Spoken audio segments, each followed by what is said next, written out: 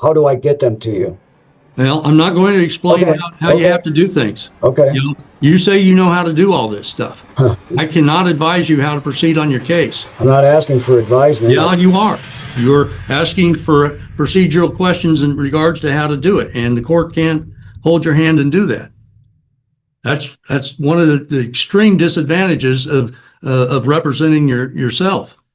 One courtroom, one judge, and one defendant convinced the court has no authority over him. The hearing begins with Gary Pelosa's attorney telling Judge Lee that after several discussions, Pelosa still wants to fire his lawyer and represent himself. Judge Lee doesn't rush the decision. Instead, he starts asking about Pelosa's education and legal experience to make sure he understands exactly what he's giving up. Pelosa says he studied broadcasting business law and even claims he's helped several federal inmates get released. Judge Lee stays respectful, but he also makes it clear that confidence isn't the same as knowing how a courtroom works. Representing yourself means handling every deadline, motion, and rule on your own. I think the judge handled this the right way. He wasn't trying to talk Pelosa out of it, he was simply making sure the choice was informed. But the moment Pelosa starts questioning the court's jurisdiction, the hearing takes a very different... Mr. Pelosa, are you going to be requesting a trial to a jury? Yes, I will. Is that one of your written motions that you have? No. Okay, in Kansas, on a misdemeanor, law requires a person to file a written request for a jury trial. Again, on a misdemeanor offense, you're certainly entitled to that. But we said some earlier, and it looks like, well, we've got the next jury trial date is going to be February 25th. Are you going to be available and ready to go by that date? That's just a couple of weeks away, sir. Well, I went discovery. I went to video of the officer's cam, and that's evidence in itself. Well, and I understand that, and a certain amount of discovery is appropriate. Again, it's a lot easier with counsel, but sir, if you're okay, I'm going to set this matter for trial. The next date after February 28th is going to be in April the 8th at 9. So you could end up, remaining in jail for a good period of time. Is why I'm bringing these things up. Okay, I'm still challenging the court's jurisdiction. I can challenge jurisdiction at any time. I mean, sir, let me ask you this question. Are you a member of the bar in good standing? I've been a practicing judge for the last over 5 years, sir, and yes. Okay, is the prosecutor a member of the bar in good standing? Okay, I'm not going to go playing your games here, sir. Oh, we have a conflict of interest.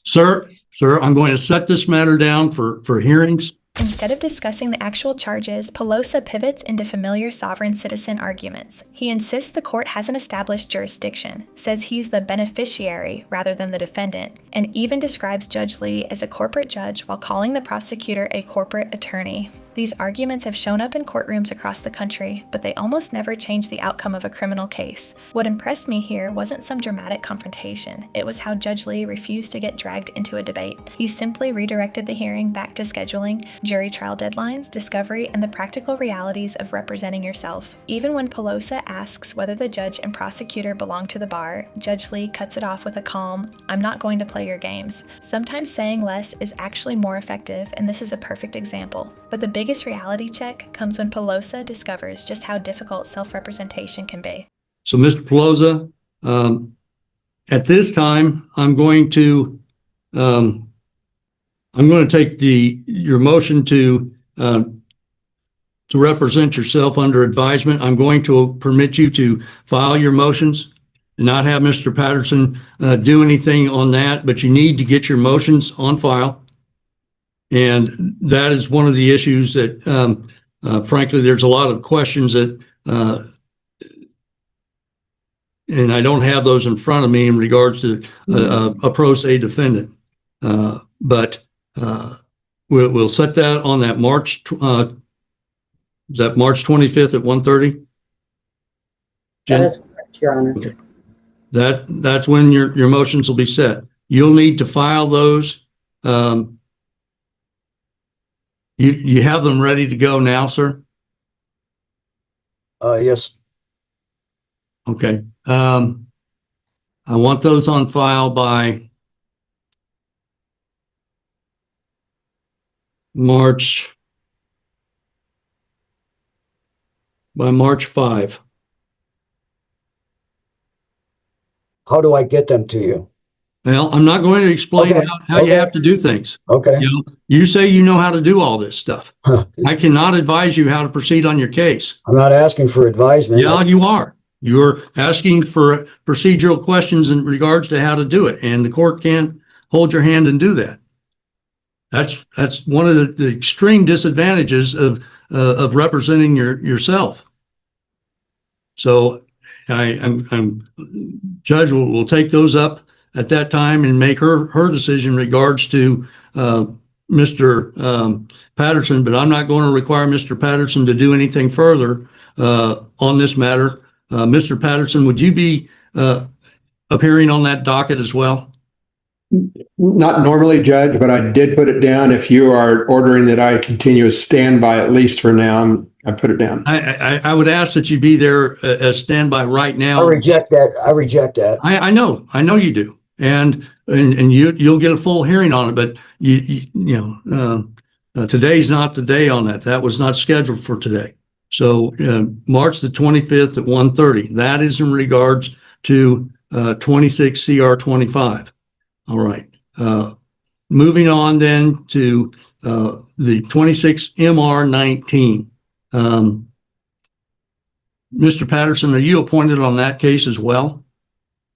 Because it is misdemeanor charges in Missouri, then yes, it does fall on my contract. But again, I've discussed that with him, and he has the same position on that too. Is that correct, Mr.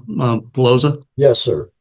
If this case already has you hooked, you're in the right place. Like and subscribe to Court with Mia. I cover the most epic, jaw-dropping court cases you won't believe are real. You'll need to file your motions and things on that. We'll set it for March 25th at 1:30 as well. So I'm going to, Mr.